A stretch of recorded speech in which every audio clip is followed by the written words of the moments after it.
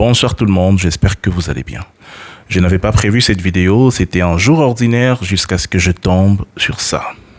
On s'arrête au Cameroun où le ministre de l'administration territoriale a annoncé la fermeture prochaine de 1400 églises du réveil à travers le pays. Cette annonce intervient quelques jours après le meurtre à Yaoundé d'une fillette de 11 ans.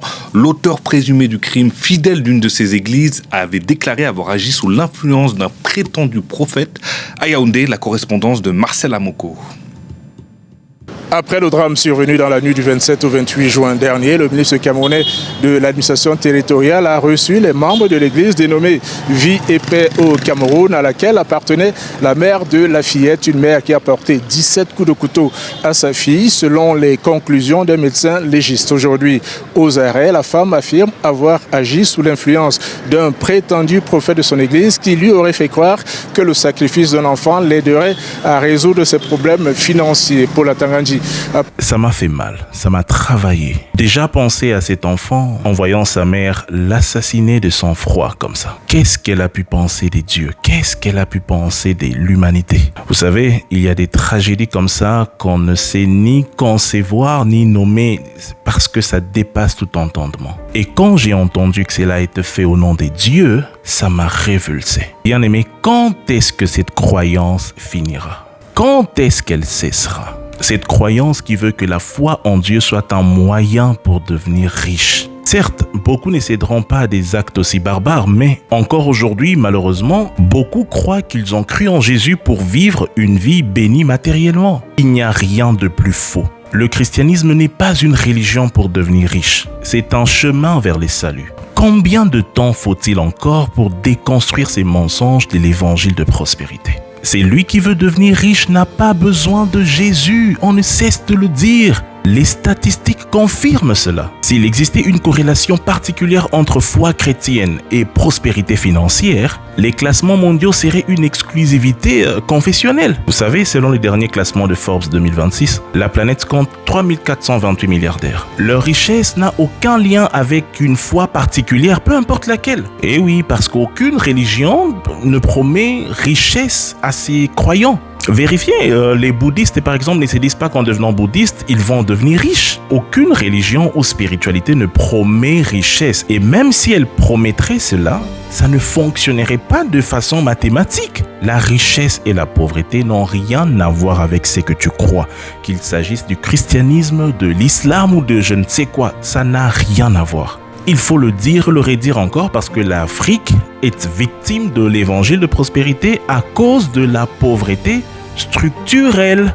Voici pourquoi ton plus grand ennemi n'est pas le sorcier de ta famille, mais l'élu politique qui ne fait pas correctement son travail. C'est lui le plus grand ennemi de ta vie. Parce que malheureusement, quand les gens souffrent, ils deviennent vulnérables aux messages qui promettent une sortie miraculeuse. Et c'est là que la manipulation de l'évangile de prospérité a pu s'installer. Et pourtant, combien nous pouvons constater que le christianisme n'est pas une méthode pour devenir riche. Certains chrétiens sont et resteront pauvres financièrement et Dieu les aime tout autant. Ils ne doivent pas être culpabilisés alors qu'ils font peut-être de leur mieux pour s'en sortir. Si tu veux devenir riche, et ce n'est pas un péché, tu as besoin de travail, de compétences, accroître tes compétences, avoir quelque chose à vendre, d'opportunités, de réseau, d'accès au capital. Tu as besoin de toutes ces choses. Tu n'as pas besoin d'une formule spirituelle. Et surtout pas de s'aimer une enveloppe spéciale pour ça. Dieu n'est pas la bourse.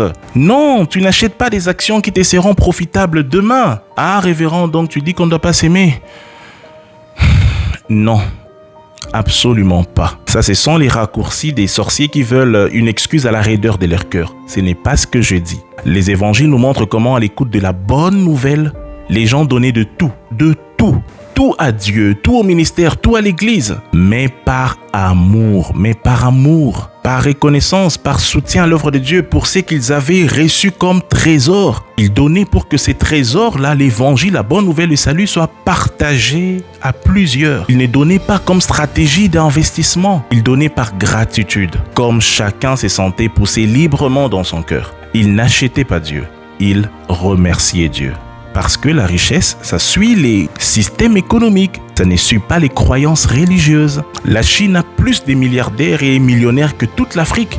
elle n'est pas chrétienne. L'Inde a beaucoup de milliardaires également, elle n'est pas chrétienne. Et que dire des pays du Golfe, Qatar, Arabie Saoudite et ce qu'on veut? Ils ne sont pas chrétiens et ne chassent aucun démon de la pauvreté. Ils ne sont même pas au courant qu'il existe un démon de la pauvreté. Ils n'ont pas arraché leur richesse par les prières. Vous savez, il y a des jeunes brillants en Afrique, on les placerait simplement dans un autre environnement. Dans un pays développé, sans la moindre prière, ils réussiraient financièrement. Même en étant athées, ils réussiraient. Mais aujourd'hui, ils ne réussissent peut-être pas, non pas à cause d'un manque de prière, manque de sémences, manque de foi, manque de prières à la montagne, non. Mais à cause des pays où ils sont. La Bible ne promet pas de devenir milliardaire par des sémences pour ouvrir le ciel. Et même par rapport à ouvrir le ciel.